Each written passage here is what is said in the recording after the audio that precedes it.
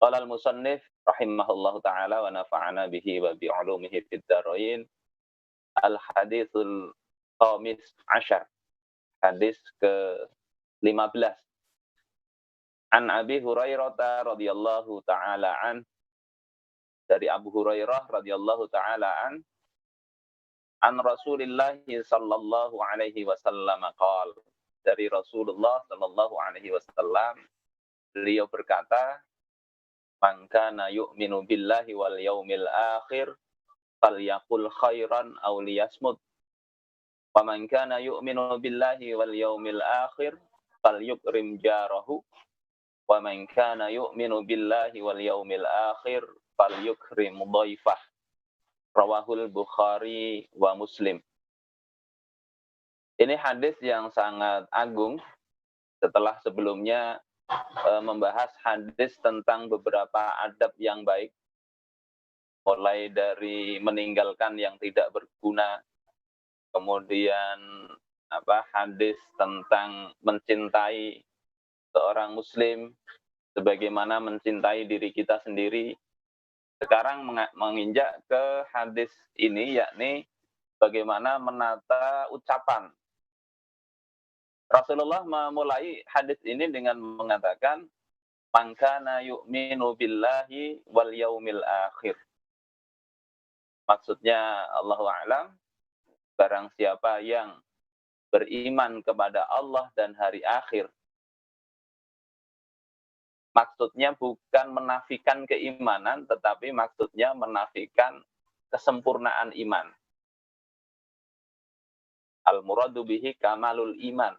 Jadi yang dimaksud dengan hadis ini adalah kesempurnaan iman. Al-mubalaghah fi dzalik, bersangatan di dalam hal menjaga lisan.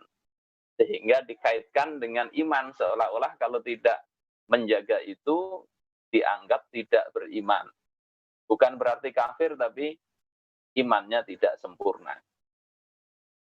Kenapa disebut Allah dan hari akhir?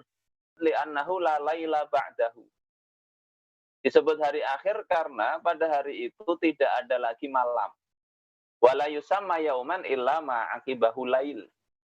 Tidak disebut hari kecuali kalau ada malamnya.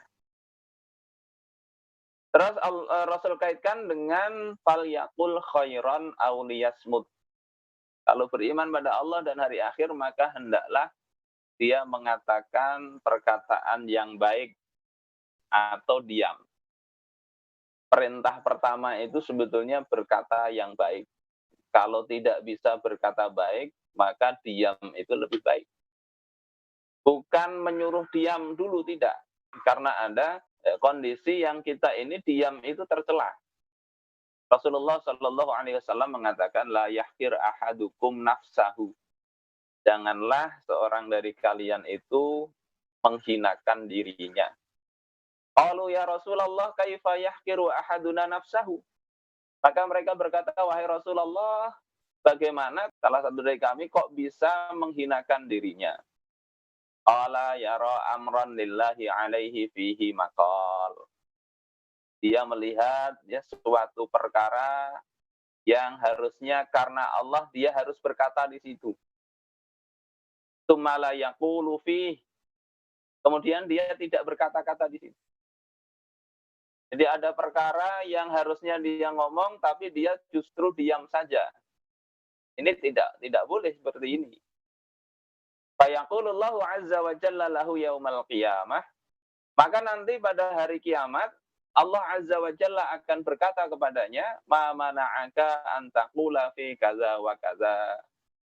Apa yang mencegah engkau, yang menghalangi engkau untuk berkata dalam perkara ini demikian dan demikian. Fayaqulu khasyatun nas. Maka dia akan mengatakan, aku takut kepada manusia. Kalau saya ngomong begini, nanti dicap begitu. Kalau saya ngomong begini, nanti dicap bagaimana. Khasyatun nas, takut kepada manusia. Fayaqulu fa iyaya kunta ahaqqa an takhsha. Maka Allah akan katakan, sesungguhnya yang berhak engkau takuti itu hanyalah aku saja. Gak ada urusan dengan manusia. Manusia itu ciptaan Allah. mereka mau mengatakan apa, itu tidak ada hubungannya dengan Allah Ta'ala. Tidak akan menjadikan nasib atau rezeki atau umur kita jadi tambah pendek. Tidak. Yang ngatur Allah. Takutnya hendaklah kepada Allah. Jadi falyaqul khairan, katakan yang baik. Ini perintah untuk berbicara. Apalagi saat memang ada dari urusan-urusan yang harus kita itu berbicara di situ. Apa saja urusan yang harus kita berbicara itu, salah satunya adalah kaitannya dengan hukum-hukum Allah Ta'ala. Kalau kita memang mengetahui itu. Jadi hendaknya disampaikan yang benar itu benar. Pada masa pemerintahan Abu Ja'far al-Mansur yang berpusat di Baghdad, waktu itu Imam Malik saat usia sudah 54 tahun, sudah sepuh. Beliau itu dilarang menyampaikan laisa ala mustaqrihin tolak. Tidak sah talak bagi orang yang dipaksa.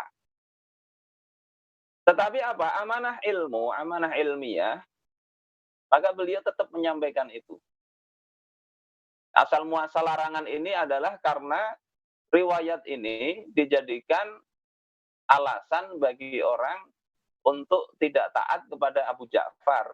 Pemerintahan Abu Ja'far dengan alasan dulu membaiatnya mereka itu dipaksa. Tapi nggak ada urusan mau dipakai untuk apa. Yang jelas ketika ini adalah suatu asar, suatu riwayat yang itu benar, hukumnya tidak keliru.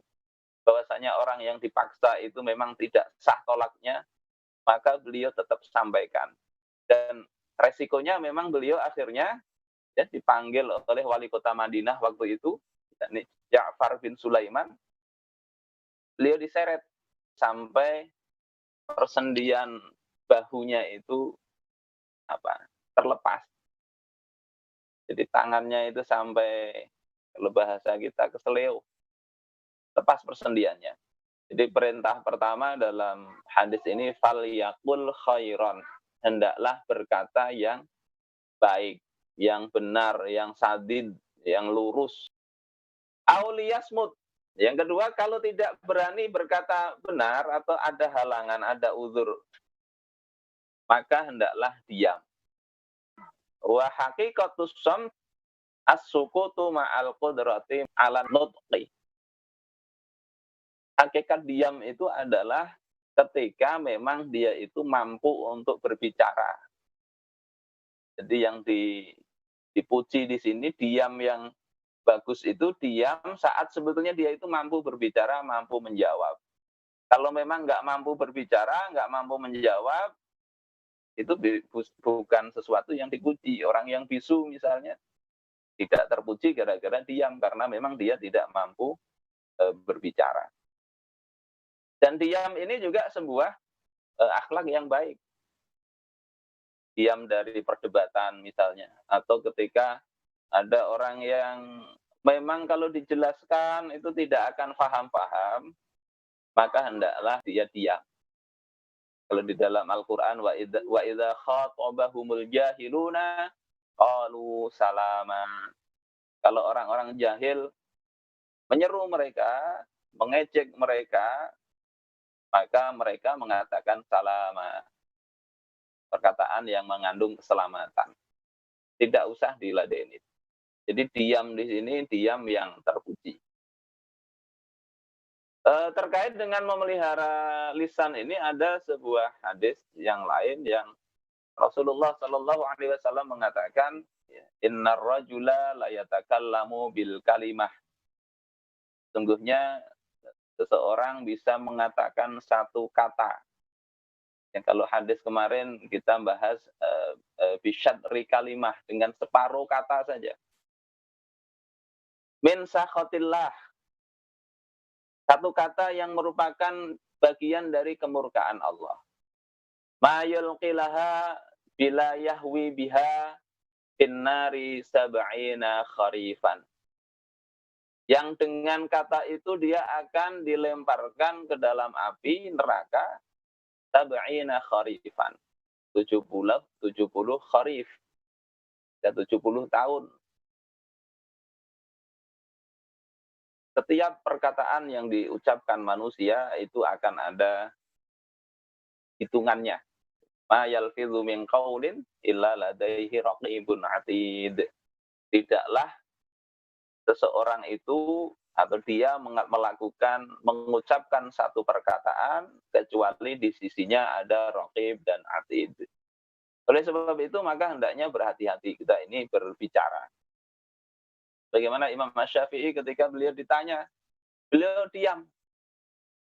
Kemudian beliau katakan, aku diam ini bukan nggak mampu menjawab. Aku diam ini karena aku sedang berpikir apakah jawabanku itu lebih baikkah atau lebih baik aku diam. Jadi ini penting, apalagi di dunia sosmed. Sosmed ini kan kadang orangnya sebetulnya orang culun ya. Orang yang nggak begitu berbicara di dunia nyata, ternyata di sosmed itu punya sangar benar. Dunia nyata diam-diam aja ketemu kita, bagus-bagus saja. Rupanya di sosmed kalimat-kalimatnya kadang menyakitkan sekali. Baik di dunia nyata maupun di dunia maya, di sosmed maupun berbicara langsung, perkataan kita ini akan Allah tulis, akan Allah hisab. Bahkan mungkin di dunia maya itu lebih awet perkataan kita. Sebarannya lebih masif, dosanya akan lebih besar kalau kita salah. Kalau saya ngomong ke Ustadz Ageng tanpa live ya, ketemu di warung berbicara. Kalau saya ngomong hilang sudah. Kalau itu ada dosanya hilang sudah. Tetapi ketika kita berbicara di live begini, ada perkataan yang tidak tepat, yang itu merupakan dosa, kemudian tersimpan di YouTube, maka dosa itu mengalir terus. Behual ini bahasa Banjar. Bahasa Indonesianya bertengkar, berdebat di YouTube, kemudian di sosmed, Facebook, Twitter, dan sebagainya, saling mencaci, mencela, tanpa kita tahu rujukan dan sebagainya, latar belakangnya apa, saling menjelekkan. Itu akan tetap jadi dosa ketika memang itu sesuatu yang tidak hak, tidak baik. Sampai tulisan itu mungkin tidak ada lagi yang membacanya. Sehingga ini kalau kita berkata-kata ini perlu berhati-hati, ya, berpikir 1000 kali. Mungkin kalau di sosmed itu harus lebih dari 1000 kali kita berpikirnya, ini perlu saya tuliskah, enggak kah? Status ini saya postingkah, tidak kah? Ini penting. Tetapi itu bukan berarti kita kemudian pasif, tidak. Tetap Rasul katakan, falyaqul khairan aw liyasmut. Hendaklah berkata yang baik. Jadi aktif. Aktif tapi tetap terkontrol, ya, tervalidasi, datanya itu tidak data-data yang keliru. Kalau nggak bisa ya diam lebih baik. Ada perkataan Abu Ali Ad-Daqqaq. Ini seorang ulama wafat tahun 412 Hijriah. Beliau ini mengaitkan bahwasanya diam atau berbicaranya seseorang itu kalau tidak benar itu merupakan beliau misalkan sebagai setan. Kata beliau, al-mutakallimu bil batil syaitonun natiq. Orang yang berbicara dengan kebatilan itu adalah laksana setan yang sedang berbicara. Wasakitu 'anil haq syaitonun akhras. Orang yang dia diam dari menyampaikan kebenaran, padahal ada kondisi yang dia itu menuntut harusnya berkata benar, itu adalah setan akhras, setan bisu.